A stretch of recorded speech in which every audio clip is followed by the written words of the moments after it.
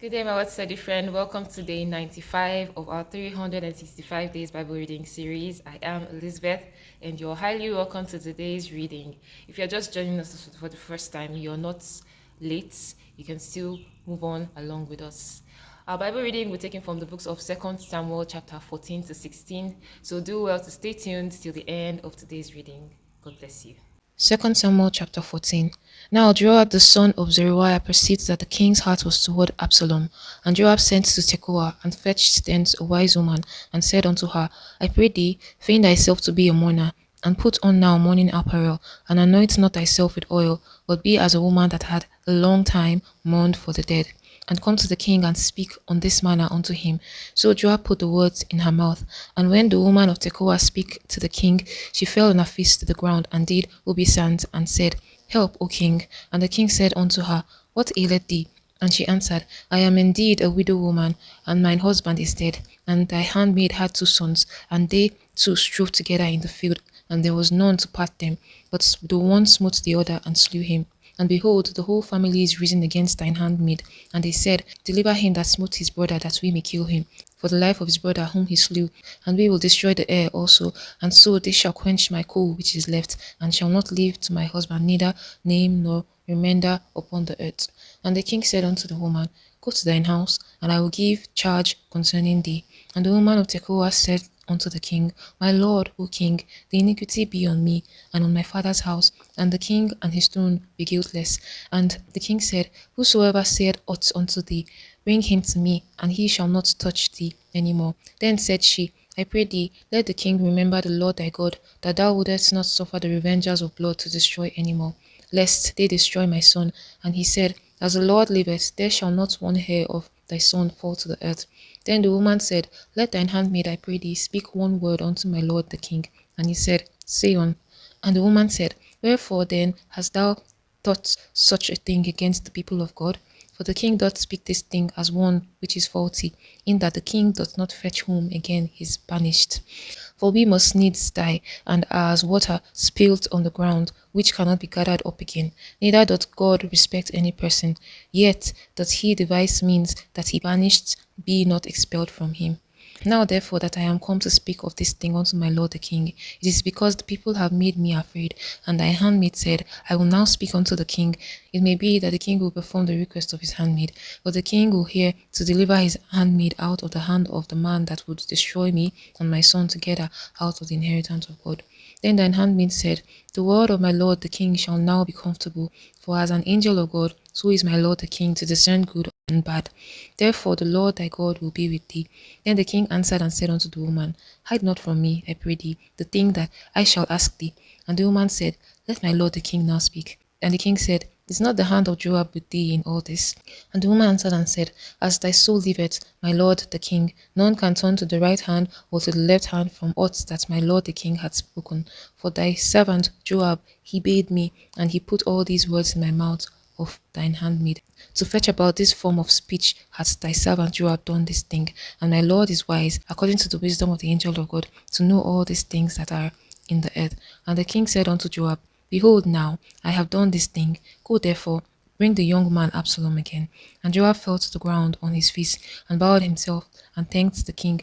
And Joab said, Today thy servant knoweth that I have found grace in thy sight, my lord, O king, in that the king had fulfilled the request of his servant. So Joab arose and went to Jeshurun, and brought Absalom to Jerusalem.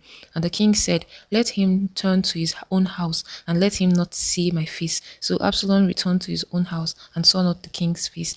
But in all Israel there was none to be so much praised as Absalom for his beauty, from the sole of his feet even to the crown of his head.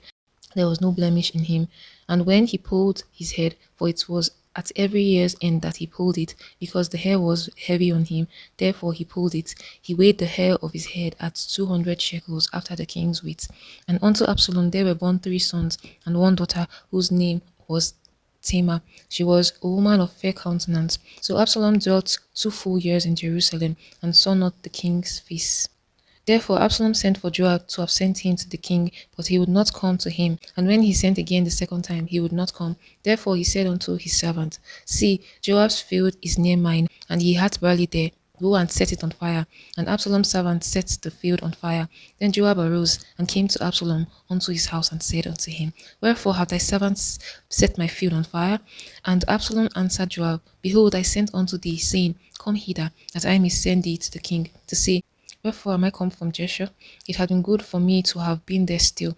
Now therefore let me see the king's face, and if there be any iniquity in me, let him kill me. So Joab came to the king and told him, and when he had called for Absalom, he came to the king and bowed himself on his face to the ground before the king, and the king kissed Absalom. In the book of 2 Samuel chapter 14, because Joab perceived that the king's heart, which is King David, was longing for his son Absalom, that was banished from the kingdom because of his act some years back, he decided to sway the king's heart by hiring a woman that would come and act and send and tell a story that was in relation to Absalom's banishment. And when she did so unto the king, according to the words which Joab had put in her mouth. The king perceived that it was Joab that brought her in, and when he did so, he decided to listen to Joab, and he brought Absalom back into the kingdom, but he decided not to see him. He said, let him go onto his own house, but not come to the king. So Absalom was away from the king for 2 years, and Absalom called unto Joab to come to him, but Joab did not heed to his call twice, and the third time he had to send his servant to go and burn down his field so that he can come. And Joab came to him and asked why did he burn down his field, and he told Joab that why did he not come the 2 times he called him, that he wants to see his father and he wants a reunion with his father. And so Joab spoke to the king, and at the end of the day, David reunited with Absalom, his son, and kissed him on his forehead. And that was what happened. 2 Samuel chapter 15. And it came to pass after this that Absalom prepared him chariots and horses and 50 men to run before him. And Absalom rose up early and stood beside the way of the gate. And it was so that when any man that had a controversy came to the king for judgment, then Absalom called unto him and said, Of what city art thou? And he said, Thy servant is of one of the tribes of Israel. And Absalom said unto him, See, thy matters are good and right, but there is no man deputed of the king to hear thee. Absalom said, Moreover, Oh, that I were made judge in the land, that every man which had any suit or cause might come unto me, and I will do him justice. And it was so that when any man came nigh to him to do him obeisance, he put forth his hand and took him and kissed him. And on this manner did Absalom to all Israel that came to the king for judgment. So Absalom stole the hearts of the men of Israel. And it came to pass after 40 years that Absalom said to the king, I pray thee, let me go and pay my vow, which I have vowed unto the Lord in Hebron. For thy servant vowed a vow while I abode at Jeshurun in Syria, saying, If the Lord shall bring me again indeed to Jerusalem, then I will serve the Lord. And the king said unto him, Go in peace. So he arose and went to Hebron. But Absalom sent spies throughout all the tribes of Israel, saying, As soon as ye hear the sound of the trumpet, then ye shall say, Absalom reigneth in Hebron. And with Absalom went 200 men out of Jerusalem that were called, and they went in their simplicity, and they knew not anything. And Absalom sent for Ahithophel the Gilonite, David's counselor, from his city, even from Gilo, while he offered sacrifices. And the conspiracy was strong, for the people increased continually with Absalom. And there came a messenger to David, saying, The hearts of the men of Israel are after Absalom. And David said unto all his servants that were with him at Jerusalem, Arise, and let us flee, for we shall not else escape from Absalom. Make speed to depart, lest he overtake us suddenly, and bring evil upon us, and smite the city with the edge of the sword. And the king's servant said unto the king, Behold, thy servants are ready to do whatsoever my lord the king shall appoint. And the king went forth, and all his household after him. And the king left 10 women, which were concubines, to keep the house. And the king went forth, and all the people after him, and tarried in the place that was far off. And all his servants passed on beside him, and all the Cherethites, and all the Pelethites, and all the Gittites, 600 men which came after him from Gath, passed on before the king. Then said the king to Ittai the Gittite, Wherefore goest thou also with us? Return to thy place, and abide with the king, for thou art a stranger, and also an exile. Whereas thou camest but yesterday, should I this day make thee go up and down with us? Seeing I go whither I may, return thou and take back thy brethren. Mercy and truth be with thee. And Ittai answered the king and said, As the Lord liveth, and as my lord the king liveth, surely in what place my lord the king shall be, whether in death or life, even there also will thy servant be. And David said to Ittai, Go and pass over. And Ittai and the Gittite passed over, and all his men, and all the little ones that were with him. And all the country wept with a loud voice, and all the people passed over. The king also himself passed over the brook Kidron, and all the people passed over toward the way of the wilderness. And lo, Zadok also, and all the Levites were with him, bearing the ark of the covenant of God. And they set down the ark of God, and Abiathar went up until all the people had done passing out of the city. And the king said unto Zadok, Carry back the ark of God into the city. If I shall find favor in the eyes of the Lord, he will bring me again, and shew me both it and his habitation. And if he does say, I have no delight in thee, behold, here I am, let him do to me as seemeth good unto him. The king also said unto Zadok the priest, Art not thou a seer? Return into the city in peace, and your two sons with you, Ahimaaz thy son, and Jonathan the son of Abiathar. See, I will tarry in the plain of the wilderness until there come a word from you to certify me. Zadok therefore and Abiathar carried the ark of God again to Jerusalem, and they tarried there. And David went up by the ascent of Mount Olivet, and wept as he went up, and had his head covered, and he went barefoot, and all the people that was with him covered every man his head. And they went up, weeping as they went up. And one told David, saying, Ahithophel is among the conspirators with Absalom. And David said, O Lord, I pray thee, turn the counsel of Ahithophel into foolishness. And it came to pass that when David was come to the top of the mount where he worshipped God, behold, Hushai the Archite came to meet him with his coat rent and earth upon his head. Unto whom David said, If thou passest on with me, then thou shalt be a burden unto me. But if thou return to the city, and say unto Absalom, I will be thy servant, O king, as I have been thy father's servant hitherto, so will I now also be thy servant. Then mayest thou for me defeat the counsel of Ahithophel. And hast thou not there with thee Zadok and Abiathar the priest? Therefore it shall be that what thing soever thou shalt hear out of the king's house, thou shalt tell it to Zadok and Abiathar the priests. Behold, they have there with them their two sons, Ahimaaz, Zadok's son, and Jonathan, Abiathar's son, and by them ye shall send unto me everything that ye can hear.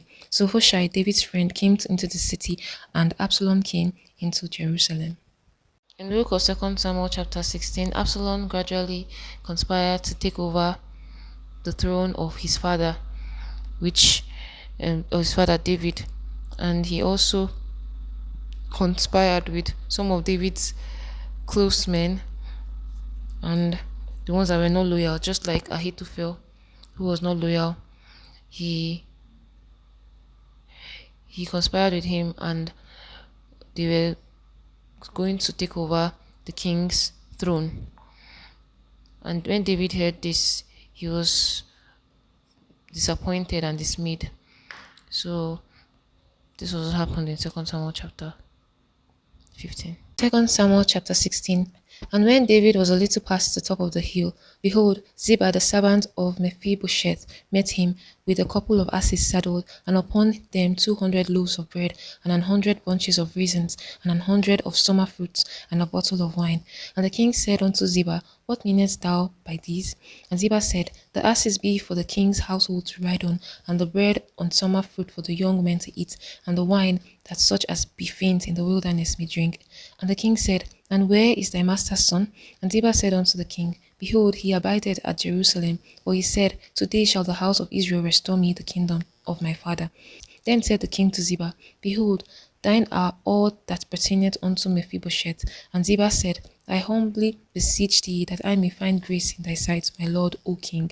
And when King David came to Bahurim, behold, thence came out a man of the family of the house of Saul, whose name was Shimei, the son of Gera. He came forth and cursed still as he came.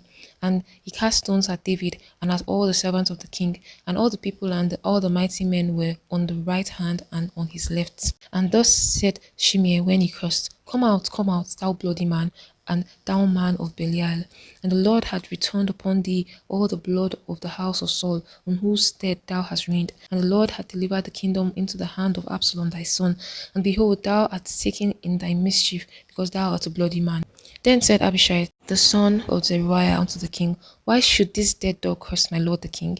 Let me go over, I pray thee, and take off his head. And the king said, What have I to do with you, ye sons of Zeruiah? So let him curse, because the Lord had said unto him, Curse David. Who shall then say, Wherefore hast thou done so?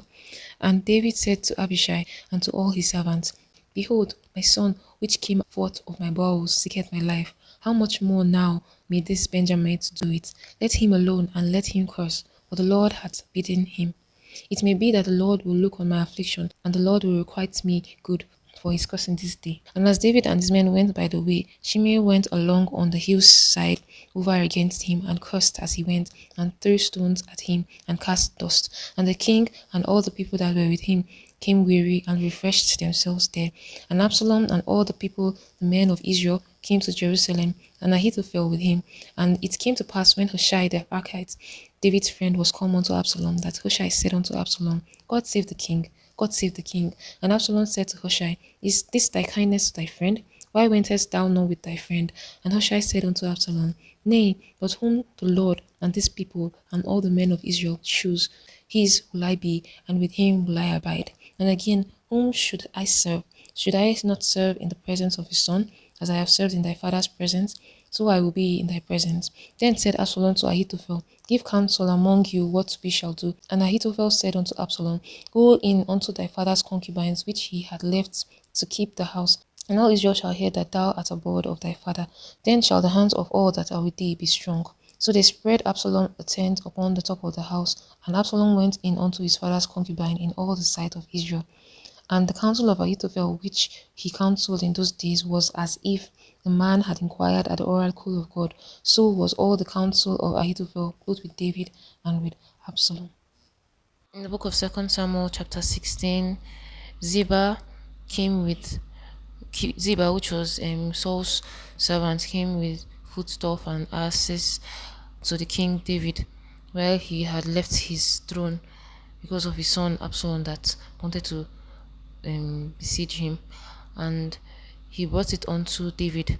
And David asked where was Mephibosheth, which was Saul, Jonathan's son, and he said he had gone to Jerusalem so that he can fight for his throne was going to be taken out of David, and he was one of them that leagued with the other people. And David then gave Ziba all that pertained to Mephibosheth. And also in that passage, Absalom had taken counsel from Ahithophel, which the first one which Ahithophel gave him, God David prayed that his counsel would be turned to foolishness in the last chapter. And Ahithophel gave his counsel, and Hushai, which is a friend of David, which came as he had surrendered unto Jonathan, but he was actually just trying to be a spy and give counsel unto Absalom, conspired with, yes.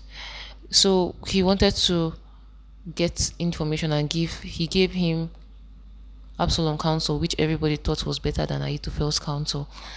And that was what happened in 2 Samuel chapter 16. I'm so glad you made it till the end of today's reading. It was lovely having to read the Word of God with you. I hope to see you tomorrow for another time studying God's Word. Have a nice day.